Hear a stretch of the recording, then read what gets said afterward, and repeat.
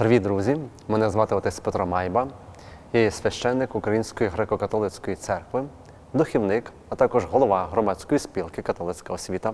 Сьогодні ми з вами будемо говорити про духовну боротьбу та пристрасті, які нас оточують, а також як можна їх подолати. Ну що ж, починаємо. Кожна боротьба – це боротьба за щось.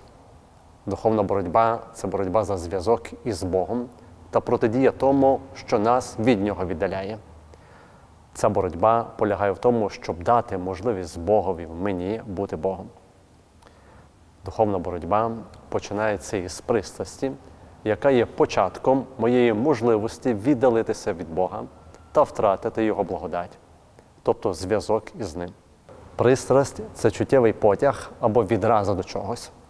Наш спокій може порушити або щось погане, або щось радісне, тобто або зло, або добро, яке нас хвилює. Якщо стикаємося зі злом, сумуємо. Якщо передбачаємо його появу у майбутньому, боїмося.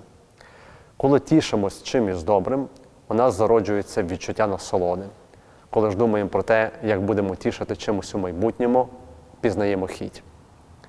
Проте пристрасті аж ніяк не становлять гріха самі по собі. Завдяки Божій благодаті людина має свободу і силу подолати свою схильність до зла. І якщо у виняткових випадках пристрасті виявляються настільки сильними, що людина втрачає силу волі або перестає усвідомлювати різницю між добром і злом, то вона припускається гріха матеріально. Але перед Богом такий гріх є виправданим з огляду на надзвичайну слабкість людини. Справжнім злом є тільки смертельний гріх, тобто плід добровільної згоди зі злом, на яку пішла сама людина. Отже, людина відповідає за зло, що оволодіває її серцем, і через неї потрапляє у світ. Бог не є причиною зла. Ніхто, крім нас самих, не може завдати нам шкоди. І якщо ми самі спричиняємо зло, то отже ми і маємо намагатися його виправити. У кожного з нас є свій рай, тобто серце, яке створив і сповнив миром Бог. Водночас усі ми раз по раз переживаємо зустріч зі змієм, який проникає у серце, щоб спокушати нас. Змій постає перед нами у вигляді поганих думок. Відверто кажучи, те, що ми зазвичай називаємо спокусами, насправді це навіть не думки, а радше породжені фантазією образи, до яких долучається спонука зробити щось погане. Тому ані здатність думати, ані думка не є злом. Однак людський розум схильний до чуттєвості, і тому образ, що існує в думках, не завжди залишається чистим, змішуючись із схильностями до зла, які спонукають до дій, що суперечать Божій волі. Наприклад, гроші і вино самі по собі не є злом, проте можуть стати каменем спотикання через нечисті спонуки, з якими вони поєднуються. Тому чистим називається те, що не має домішок, як то чисте золото, наприклад, чи чиста вода тощо. Схожим чином і думки є чистими, поки до них не примішується якийсь імпульс, що підштовхує нас до зла.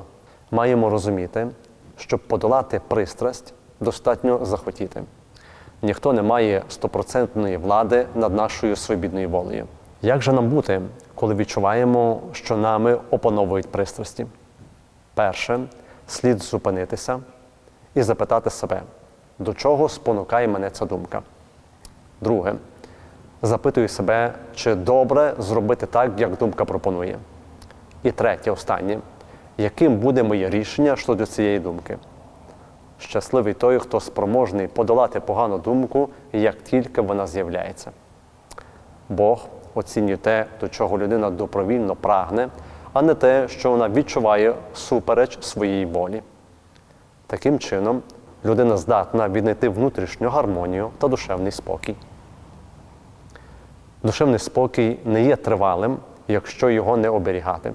Людина повинна постійно стежити, щоб жодне замішання, яке походить ззовні, не проникло у її серце. Тому пильність серця називають духовною тверезістю або просто увагою.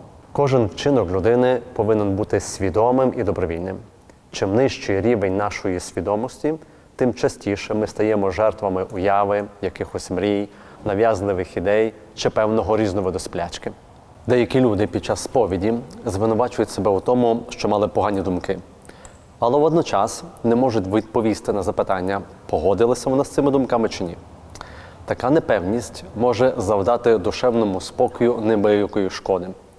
Тому тим, хто зазнає внутрішніх спокус, пропоную ретельно аналізувати хід своїх думок та бути певним в тому, чи погоджувались вони з ними чи ні, щоб знати, чи допустились вони гріха та щоб не приписували собі зайвого.